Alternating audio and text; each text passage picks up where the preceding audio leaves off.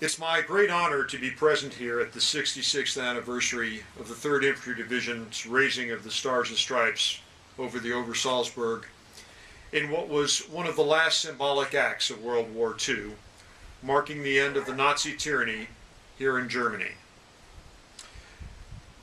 We are privileged to have with us 3 veterans of the Marne Division from that campaign, 2 of whom were present here for the actual raising of the flag itself.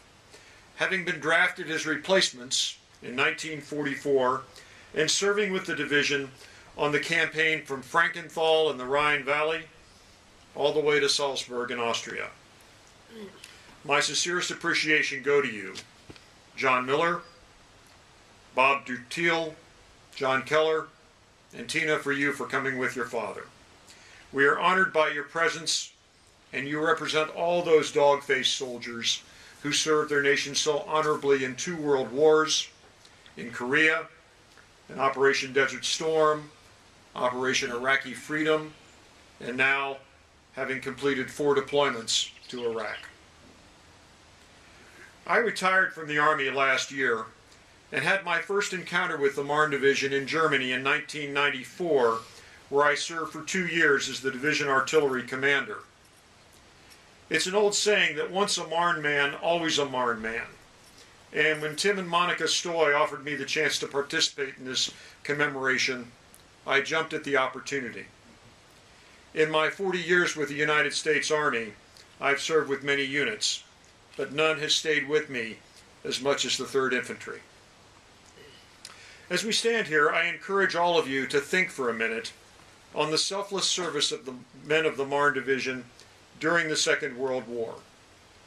As you heard, the division fought all the way from North Africa in 1942 to Sicily in 1943, on to Salerno and Anzio on the Italian mainland in 1944. Breaking out of the 4-month Anzio beachhead in August 1944, the division landed in France at Saint-Tropez, advanced up the Rhone Valley, fought through the Vosges Mountains, and reached the Rhine at Strasbourg in November. We are now in the period that your honored guests know so well.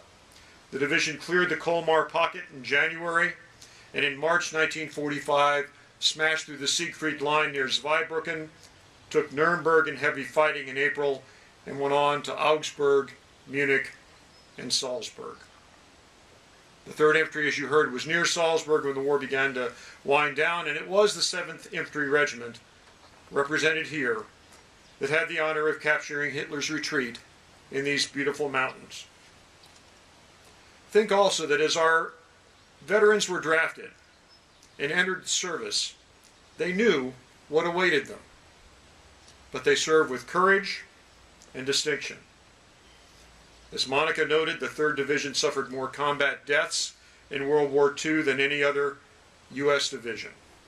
And these veterans with us that we have today, part of America's greatest generation, are an inspiration to those who followed and represent the finest traditions of American military service. Would you please join me for just a moment of silence as we remember those who selflessly served their nation and are no longer with us. And I would include the Germans with that as well, as we celebrate this true band of brothers who embody them all.